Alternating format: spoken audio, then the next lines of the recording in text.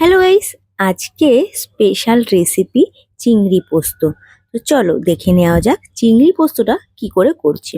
ভালো মতো চিংড়িটা কেটে নুন হলুদ মাখিয়ে রেখে দিয়েছি। তারপরে কড়া গরম হতেই তেল দিয়ে তারপরে চিংড়ি মাছগুলো হালকা ফ্রাই করে নেব। চিংড়ি মাছগুলো হালকা ফ্রাই হয়ে যাওয়ার পর চিংড়ি মাছগুলি তুলে নেব। আর ওই তেলেই ফোড়ন হিসেবে দিয়ে দেব গোটা জিরে আর পেঁয়াজ কুচিটা হালকা ফ্রাই হয়ে যাওয়ার পর দেব টমেটো কুচি। তারপরে অ্যাড করেছি আমি আদা লঙ্কার পেস্ট। তারপরে ভালো মতো একটু নেড়েচেড়ে তারপরে দিয়ে দিয়েছি আদা রসুন আর টমেটো পেস্ট। আর তারপরে আমি জিরে আর পোস্তর পেস্ট করে রেখেছিলাম, তার সঙ্গে দুটো কাঁচা লঙ্কাও দিয়ে দিয়েছিলাম। সেই পেস্টটা দিয়ে ভালো মতো নাড়িয়ে নেব আর কষিয়ে নেব তেল যতক্ষণ না ছাড়ে। তারপর পরিমাণ মতো নুন হলুদ দিয়ে কষানোর পরে দিয়ে দিয়েছি জল। জলটা দিয়ে ফোটার পরেই দিয়ে দেব এক এক করে চিংড়ি মাছগুলো।